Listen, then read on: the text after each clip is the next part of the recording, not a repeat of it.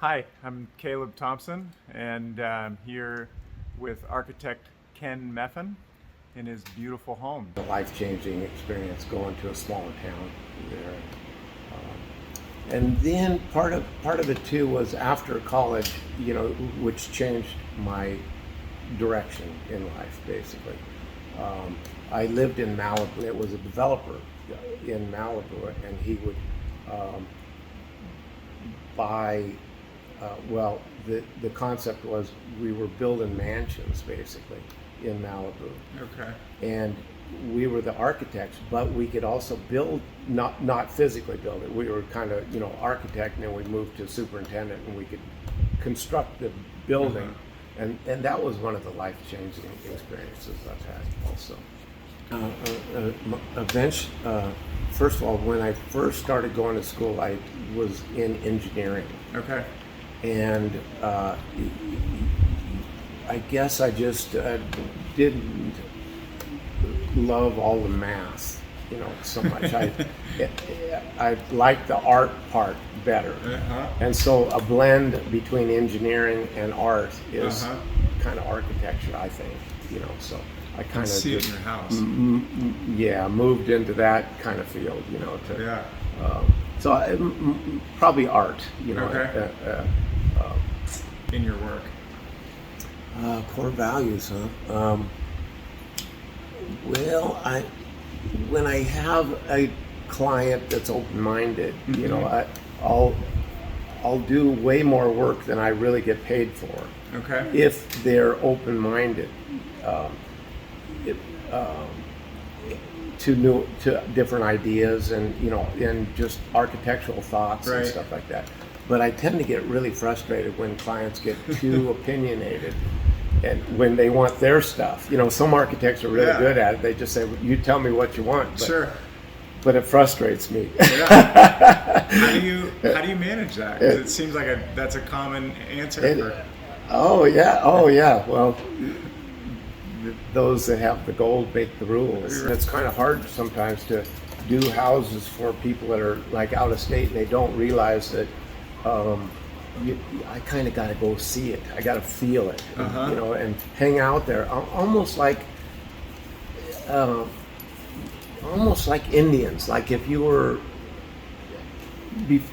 out in the woods somewhere, or just anywhere, and you went to camp on a site. You would do it, you would look at the sun, how the sun comes, and the warm spots. If it's too cold, you want to be in the nice warm spot. Or, this where the sun's shining in. You're not going to camp in the trees Right. when in the winter, and stuff like that, So when I go out to sites, I'll kind of think, if I were camping, where would I camp? And another thing that I tell clients too, when they come with a decent sized parcel of property, and I always tell them, and this is a Frank Lloyd Wright thing, I tell them never build in the best spot, because they always do that. They might have this beautiful place and a giant meadow that's just gorgeous, and they say, and they want to plop a house in the middle of the meadow, and Right. I try to, and sometimes you just can't reason with them. But I try to say, if you consume the meadow, you're not going to have. I'll take notes and just hear what they have to say. Try to follow their guidelines. Sure. Of course, and then I'll just do initial sketches. Right. But I've also found though that some clients think you just go and sit down and you just Draw it all whip out. out a sketch. Here you go. In 15 minutes. But it's really not like that. A lot of times I like to think about it and picture it in my mind first. Almost 100%, like 3D visualization in your mind before I start drawing. And because when you sit down at a desk with a blank roll out a blank paper and sit there, it's like you get writer's block almost. You sit down, you're forced into. So I'll do sketches and get with them, and then try to do a schematic design, just a loose one, and not spend a heck of a lot of time on it because they change things. You don't want to change things Sure. too much, And like I told you earlier too, part of the thing with the models is I feel like it's important in that it saves a lot of time just gabbing with the clients because Right. now they can visualize, they can see it in the model form, even if the model's loose, but they can see three-dimensionally, and a lot of times they can't on drawings, the two-dimensional drawings. Well, that was why I was building a lot of things myself too then, because a lot of contractors, when the work is a little bit out of the norm, there's an awful lot of contractors that balk at it because they just don't want to get involved in something that's different. Sure. And so if I can design it, I can pretty much build things. It just comes kind of naturally to me. Sure.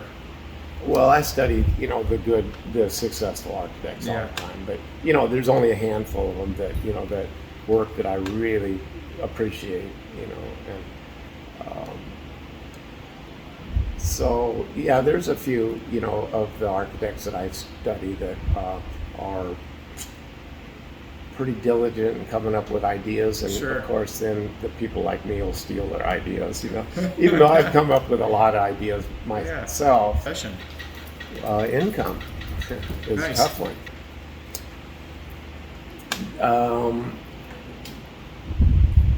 I think the future's rocky, a rocky road ahead, I think.